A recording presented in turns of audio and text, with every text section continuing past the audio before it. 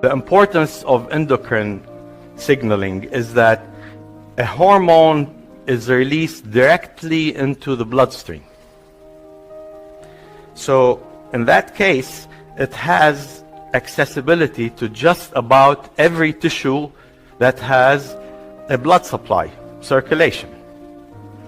And many of the hormones that are very important in metabolism are going to be in that category. Insulin is one, glucagon, epinephrine, steroid hormones, and some peptide hormones. So a lot of our focus really in the course will be on these.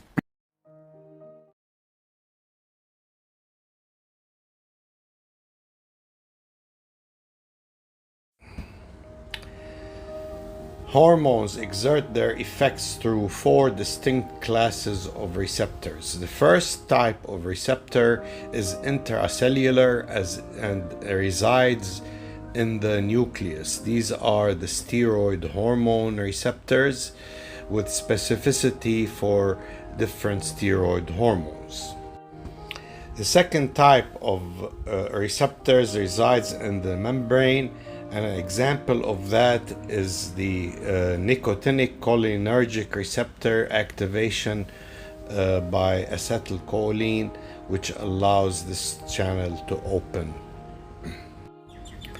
The third type of membrane receptors is the receptor enzyme, and an example of that is the insulin receptor, which when activated by insulin will activate the tyrosine kinase activity of the receptor.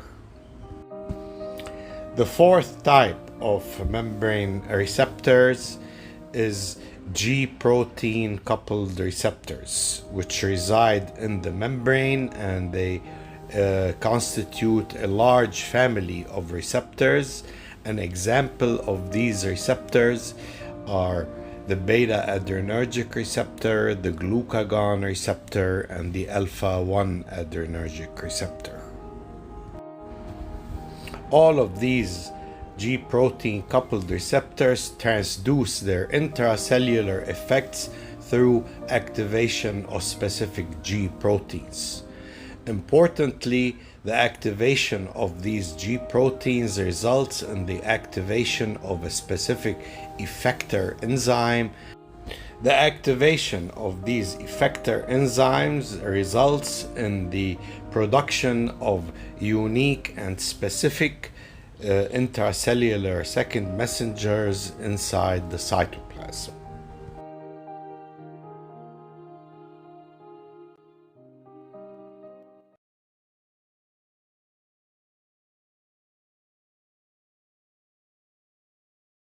This receptor is called the cortisol receptor. They bind, recognize each other, and form this complex. This is the active form. Each one separately or alone is not active. Together, they're active.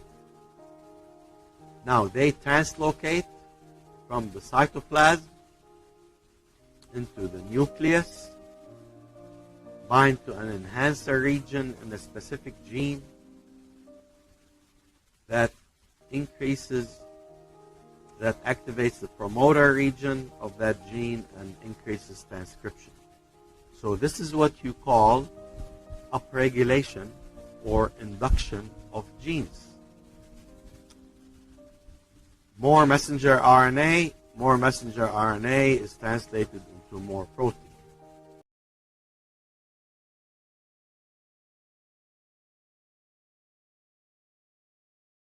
So when you activate the insulin receptor, you activate the tyrosine kinase activity of that receptor. I want you to appreciate that in that beta subunit shown here, this is again a polypeptide. There are several tyrosine residues, part of that polypeptide. They get phosphorylated by the intrinsic kinase activity of the receptor. That's called autophosphorylation. meaning the receptor phosphorylates its own subunits on specific tyrosine residues. These aren't loose tyrosines. They're part of the receptor itself, of the polypeptide making up the beta subunits. Very important.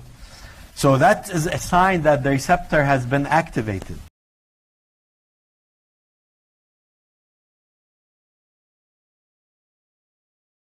Cyclic AMP is an example of a second messenger. Before receptor activation, this molecule would have been absent inside the cytoplasm. After receptor activation, this molecule concentration goes up.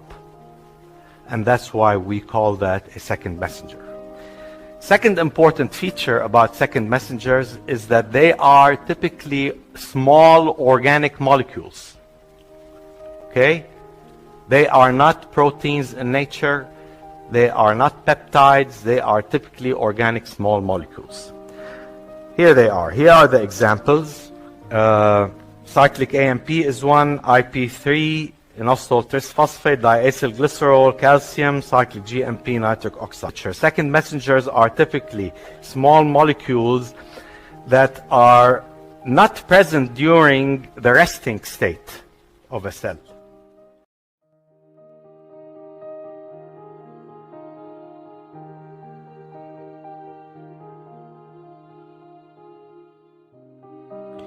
G-protein coupled receptors share at least 4 features, which include their configuration in the membrane, their ability to activate a G-protein, and a G-protein that then activates an effector enzyme which produces an intracellular second messenger.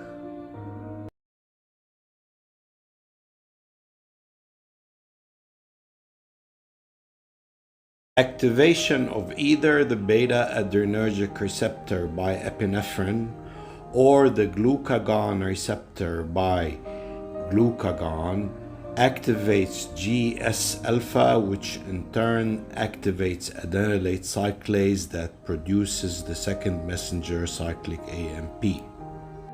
G-protein coupled receptors are highly specific.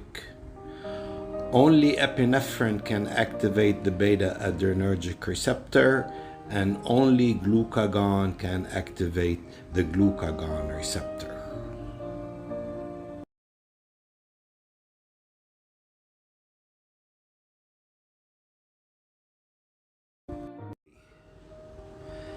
Activation of the alpha-1 adrenergic receptor by epinephrine results in the activation of the trimeric G protein designated GQ. GQ dissociates to produce GQ alpha bound to GTP, which then can activate phospholipase C. Phospholipase C will hydrolyze PIP2 in the membrane to produce diacylglycerol DG in the membrane and IP3 in the cytoplasm. IP3 moves to the ER and releases calcium from calcium stores in the ER. Ultimately, 3 second messengers are produced in response to receptor activation by epinephrine.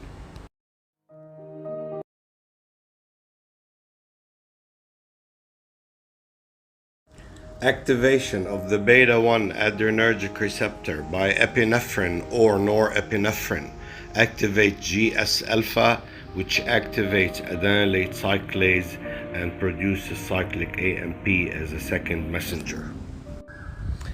Activation of the glucagon receptor by glucagon activates GS-alpha and activates adenylate cyclase to produce cyclic AMP as a second messenger.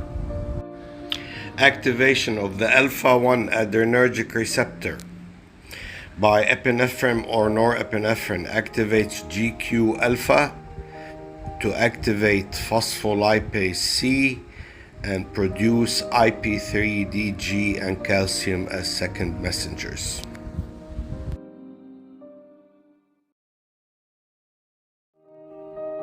If you like this video, please subscribe. Thank you.